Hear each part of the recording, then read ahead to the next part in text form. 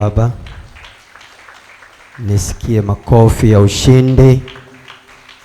Hayo makofi yako yamechoka. Hebu mpigie Bwana makofi tena mengi, mpaka mbingu isikie kwamba yako makofi. City of Glory, hebu mpigie Bwana makofi tena sana. Bwana Yesu asifiwe sana. Ninawapenda, nimewamisi, na yuko malaika leo mahali hapa aliyewamisi kuliko mimi. Sema amen. Kuna kitu Baba amegusa kidogo, na kile kitu ni kikubwa sana. Hebu fumba macho yako. Baba, napotea ukadhihirike wewe, nisiwe mimi Christopher, bali ukawe wewe Mungu katika madhabahu ya City of Glory ya mtumishi wako uliyempaka mafuta kunipa kibali kusimama siku ya leo. Mungu, tazama Baba, sina neno la kuweza kusema, bali wewe ukawe nalo, ukadhihirike mbele yangu na katika watoto wako, ni katika jina la Yesu Kristo, amen. Kuna kitu Baba amegusa, ambacho hicho kitu kimenitoa kwenye maisha ya uamuzi. Bwana Yesu asifiwe. Kabla sijaingia kwenye neno ambalo Mungu amenipa, amegusa habari ya sadaka, amegusa habari ya utajiri na heshima, habari ya kutajirika, habari ya kuheshimika na Mungu. Bwana Yesu asifiwe. Maana anaposema fedha na dhahabu ni mali yangu, anaweza akakupa au akakunyang'anya au akakataa kabisa kukupa. Bwana Yesu asifiwe.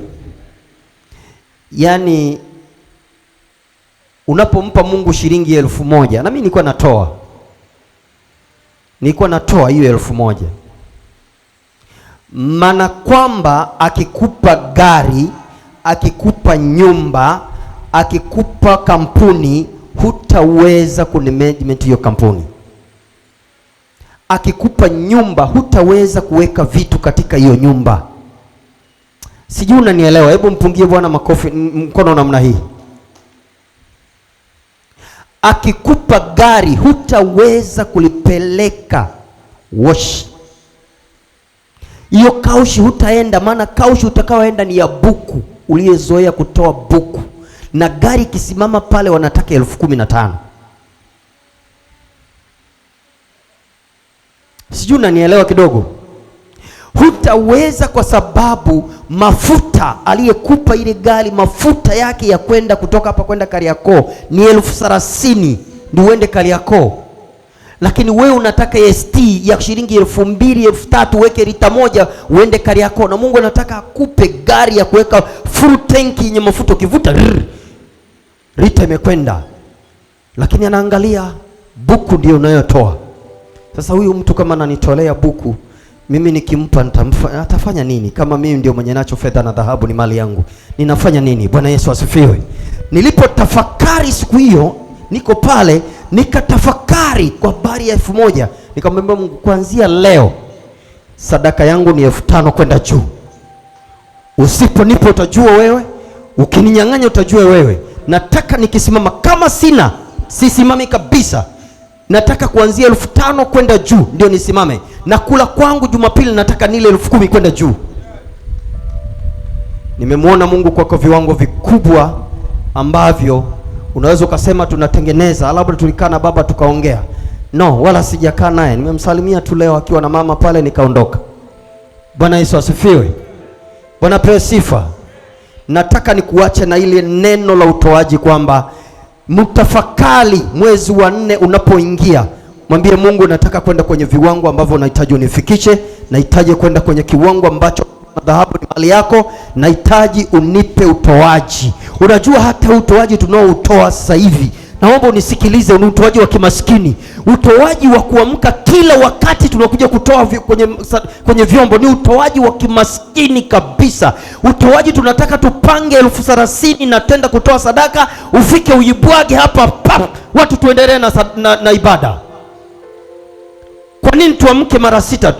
30,000 ulipanga kwenye mfuko wako kwamba mimi natoa 30,000 leo, natoa 50,000 leo, natoa 100,000 leo, natoa 1,000,000 leo. Kwa hiyo naandika kila kitu kwa sadaka za nini na nini, hii ni ya shukurani, hii ni nini, nafika na bwaga kwenye kikapu hapa, zinajaa zinabwagika huko.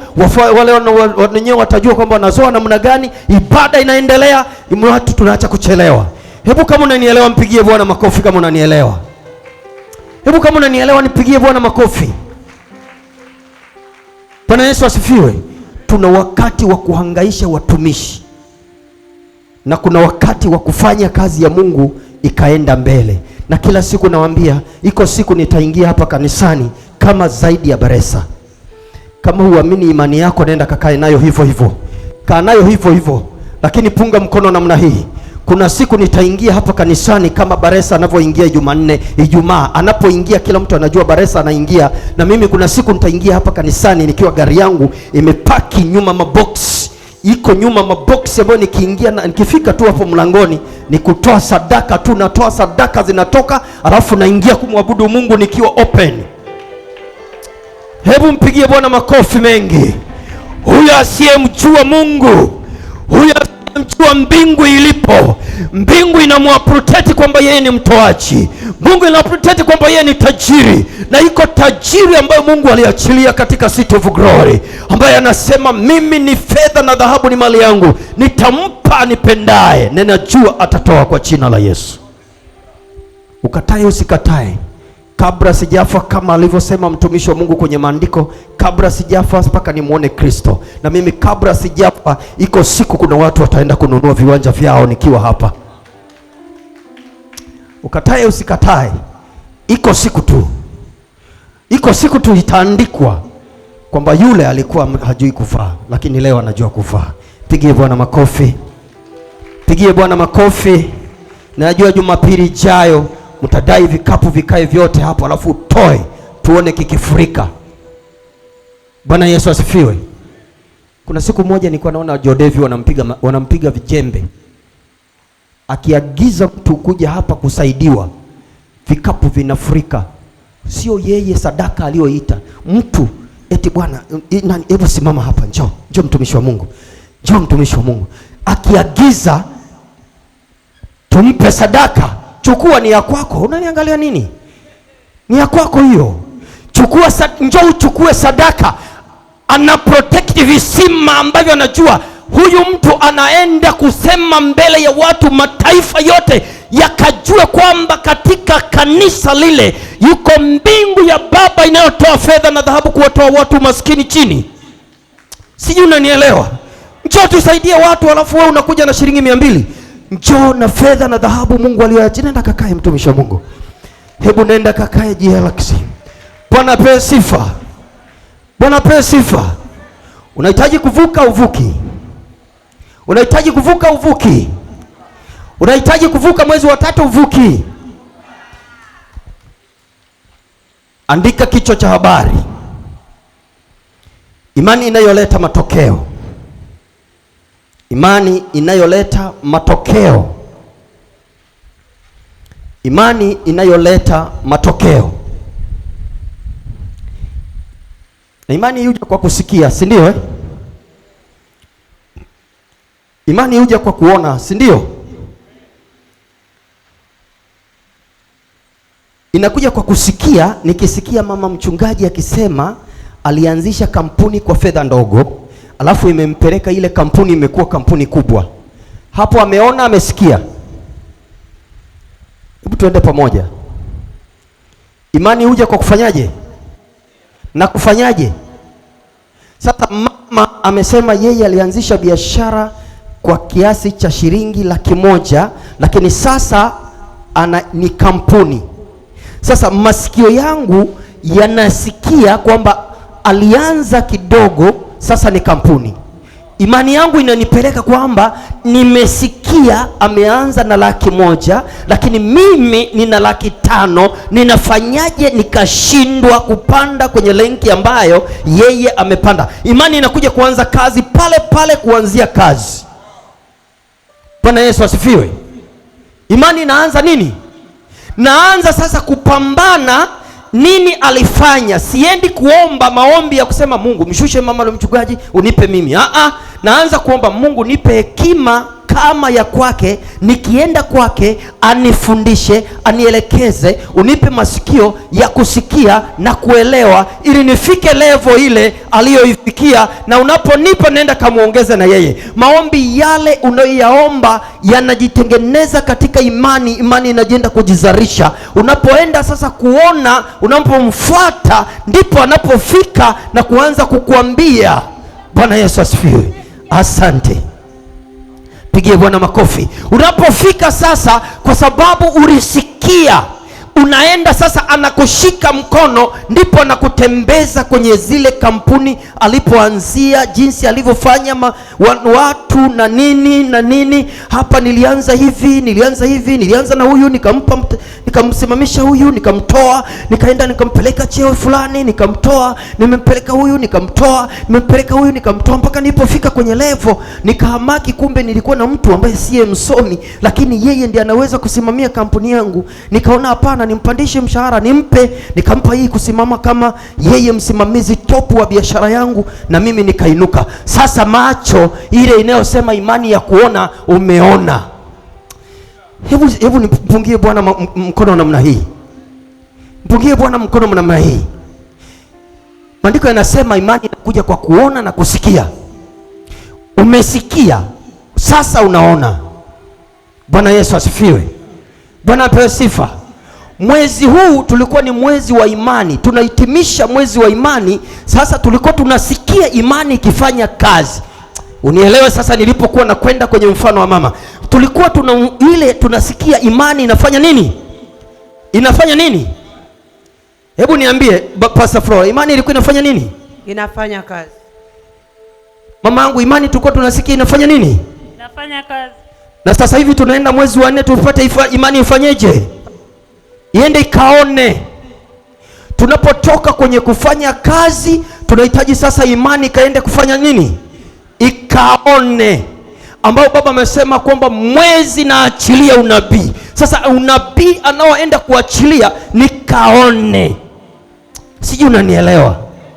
Nikaone watu wameponywa, nikaone watu wameolewa, nikaone biashara ya mtu imeinuka, nikaone mtu fulani ametoka kwenye sehemu fulani, nikaone mtu fulani amejenga, nikaone mtu fulani amekuja kwa ushuhuda. Imani sasa inaanza kufanya kazi.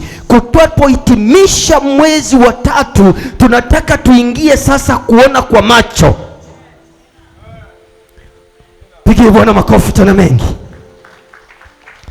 Pigie Bwana makofi tena mengi. Halo? Unahitaji kuona? Unahitaji kuona? Au unahitaji kusikia tu? Unahitaji kusikia tu? Ukitaka kusikia, hutafanyia kazi. Bwana Yesu asifiwe. Somea Matendo ya Mitume 6. Matendo ya Mitume 6 na ile mstari wa 7. Taji kwenda haraka kidogo. Unajua hata Yesu hakukaa na wale makutano muda mrefu, aliguswa tu lile pindo, yule mama akapona, Yesu akaanza kwenda na mambo yake na mikutano mingine. Bwana Yesu asifiwe. Tunahitaji mtu aliyokuja kwa imani achukue aende. Somee Matendo ya Mitume 6 mstari wa 7 nasoma. Neno la Mungu likaenea, na hesabu ya wanafunzi ikazidi sana katika Yerusalemu. Simama hapo. Neno la Mungu likaenea. Tunasoma kwenye Matendo, neno la Mungu likaenea. Hapo tulikuwa tunasikia. Sasa ili uweze kufanya kazi ifanye kazi, analipowatuma kwamba nendeni ulimwenguni wote mkawafanye mataifa kuwa wanafunzi. Sasa neno hili lienee, wewe nenda kalihubirie huko, watu waje. Si unanielewa? Unaambiwa, unasikia, nenda kalete watu kwa Yesu.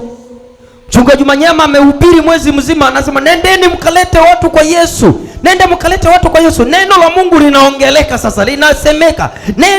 Linahubiriwa kila wakati. Unasikia likihubiriwa. Unasikia likifanya nini? Likienea, linaenea kwa sababu gani? Ili lionekane ni kanisa kujaa kwa jina la Yesu. Haleluya. Ili lionekane ni watu kufunguliwa kwa jina la Yesu. Ili lionekane ni watu kuponywa kwa jina la Yesu. Ili liweze kuonekana ni watu wapokee utajiri kwa jina la Yesu. watu watabiriwe na mambo yatokee, kwa sababu neno likienea imani inakuwa juu. Bwana apewe sifa. Neno la Mungu likienea imani inakwenda juu zaidi. Na mimi siwezi kuja ni pale gari imejaa nikiwa na gari moja. Lazima nije na gari ambayo nikipita mahali serikali inasema serikali imepita. Hebu mfanye mkono namna hii. Ninajua walipokuwa nasema kwamba kuna watu wanatajirika, watu walikuwa wanaona kama uongo. Waliponitabiria pale, kama huyu mtu inawezekana wanajuana na mtumishi wa Mungu. Lakini nikwambie ukweli, mimi mtumishi wa Mungu nimemjua 2018 mwezi wa 4. Mpigie Bwana makofi tena mengi. 2014 ndio mara yangu ya kwanza kushika maiki, ndio unaiona nashika leo. Na imani iliniambia tangu nikiwa mtoto mimi nitakuwa mtu mkubwa. Nitakuwa mtu wa kukopesha na mtu wa kuwapa watu misaada. Ndio imani ilikuwa inaniambia ningali mtoto. Sina budi wala kuongea kitu.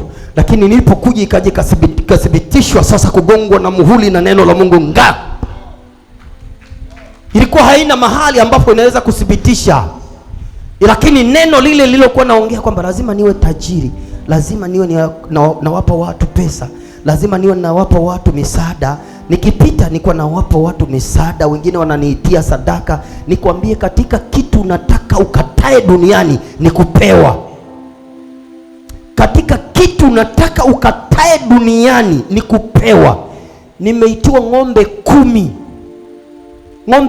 mwaka 2000, ng'ombe 10 mpaka leo sijawahi kwenda. Nikamwambia, wewe nimekupeleka ufanyiwe operation, umepona, umemaliza. Sikujui unifahamu. Lakini kwa sababu nimeitwa, na ukienda mpaka leo Loria, jina langu lipo pale hospitali. Ni hospitali kubwa sana kama Albinisia. Lakini nilikuwa ni mjinia wa pale. Nilifika baba mmoja na mama mmoja, wamefanyiwa operation, nimeshindikana fedha, lakini ametoka Mara. Wakaniita, wakaniambia, bwana, kuna mtu yuko hapa, ametoka Mara na hana jinsi ya msaada. Tunafanya namna gani? Kaambia, fanyeni operation yake, nitalipa. Wiki hiyo akaingia mama mmoja naye na binti yake, naye anaumwa, kumbe alikuwa na HIV, naye anatakiwa kufanyiwa operation. Akafanyiwa operation, pesa hamna. Mama yule alikuwa ni kilema, sio, unanielewa? Nikaitwa, nikamwambia, fanya kila kitu, nitalipa. Wakafanya kila kitu wale watu, nikawachukua nikapeleka nyumbani kwangu, wakakaa pale, wakamalizika. Wakaniita kama ndugu sasa wa yule dada. Jibu yao moja kwa moja kwamba huyu mama anaumwa ukimwi. Tunafanya nini? Siku zake haziwezekani, pesa hata utoe namna gani, damu tunayoongeza imefika mwisho. Sasa hapa tunakupa ushauri kama mtu ambaye umejitoa, inatakiwa umsafirishe, wakati wake umefika mwisho. Nikatafuta gari mwenyewe, nikamweka yule mama na binti yake kwenye gari, wakasafiri mpaka Mgumu. Kutoka Rorya mpaka Mgumu, gari ya mtu mmoja. Wakaenda, yule mama kakaa siku 7 akafa. Kama mwezi mmoja nikafatwa, yule mama anakuita akakupe zawadi, metenga ng'ombe 10. Kila siku nilikuwa namwambia nitakuja, kwa sababu nilikataa. Ninapotoa sitaki msaada tena, ninataka nitoe, Mungu ajue kwamba nimetoa na mtu amefanyika. Haleluya. Sasa niliomba Mungu anipe mtu wa kunishika mkono. Imani inanituma nipate mtu wa kunishika mkono. Nilipofika City of Glory nikapata mtu amenishika mkono wa kuninyanyua kutoka chini kama winchi kwenye kile Mungu alichoweka ndani yangu. Na mimi nikakutana nacho, nikakubaliana nacho, nikasema lazima nifanye. Imani kanituma, ili uende kwenye utumishi lazima uvunje madhabahu. Si unanielewa? Ili uende kwenye utumishi lazima uvunje madhabahu ya nyumbani kwenu. Nikavunja. Nilipovunja kila kitu kikaharibika. Kaambia, haribuni kila kitu, lakini mimi ni tayari nimeshavunja, mtajua wenyewe. Kwa nini nimekwambia? Nilipofika hapa City of Glory, niliuliza jina hili la City of Glory maana yake nini. Mimi Kiingereza sijui. Kuna mtu mmoja alienda Ulaya akawa anasema be sick, naye akalipoingia kuhubiri akasema be sick, watu wakapona, shida. Kwani ukiongea lugha yako anajua nini? Alikuwa anajua watu wapone. Kwa hiyo yeye hajui ajali hilo. Na mimi nilipoingia City of Glory, nilisoma City of Glory, lakini sijui City of Glory ni nini. Lakini hekima ya Mungu iko ndani. Inahitaji majibu ya watu waliosoma wanitafasirie. Inahitaji niwe na kampuni niwe ni wasomi, ili ni watawale, ili wanipe majibu yao. Nilipoulizwa akasema jiji la utukufu, nikasema nimeingia mahali sahihi. Nitakuwa mtu ambaye ni mtukufu zaidi ya utukufu. Nahitaji nijue majibu ya utukufu yako wapi. Bwana apewe sifa. Imani kaanza kufanya kazi kwa kasi. Imani kaanza kufanya kazi kwa kasi sana. Nikaanza kujifunza kuvaa suti. Kaanza kujifunza kuvaa suti. Nikaenda pale Bungo nikanunua kasuti kale kakutungua mtumishi. Nikachukua kale kasuti kakutungua, wanatembea wameweka hapa. Tunauza koti. Shilingi ngapi? Tunauza koti. Nikakivaa na haka nikapiga kwenye koti langu. Kaya mtumishi wa Mungu. Nilipokaa kumbe wewe ni mchungaji. Nikamwambia nimevaa koti kama mtumishi. Siku zilivyokuwa zikaenda na badilika. Nataka nikwambie ubadilike ili uweze kufika kwenye level unayotakiwa kufika katika imani ambayo Mungu alituachia. Pigie Bwana makofi kama tunaelewana. Hebu nisomee ile Luka 17:5. Luka 17:5. Nilimwambia Mungu nikianza kuhubiri sitaki kuangalia saa. Kifika simameni pale muanze kuimba. Luka 17:5 nasoma. Mitume wakamwambia Bwana, tuongezee imani. Mitume wakamwambia Bwana, hivi ni lini umeomba hayo maombi?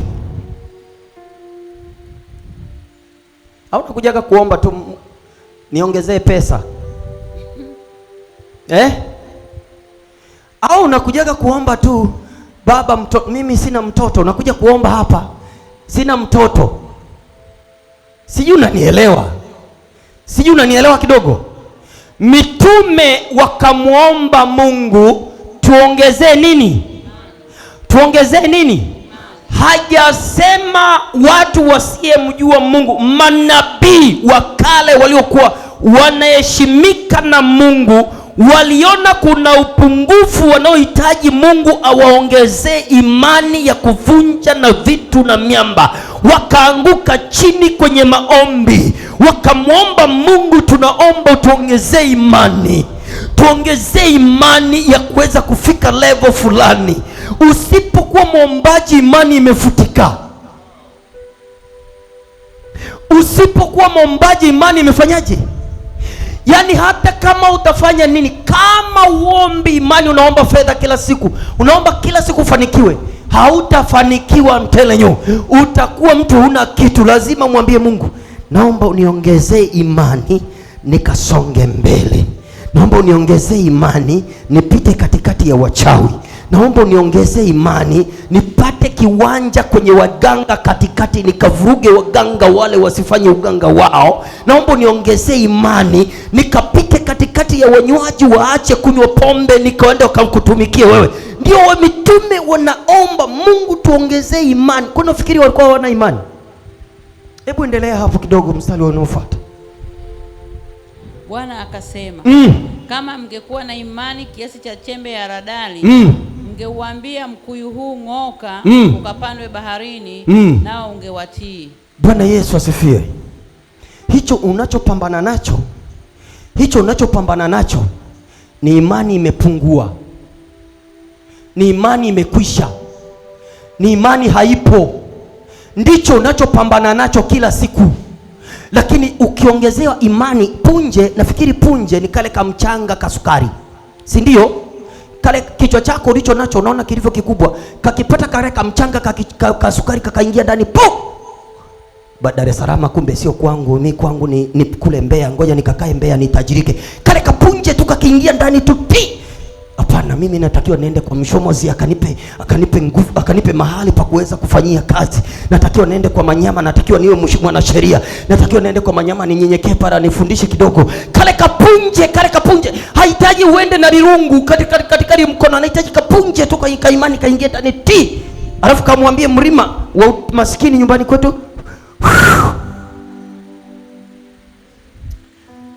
Si unanielewa? Kapunje kale, kafanye kapanga kale, kapite, kaondoe kile kizuizi.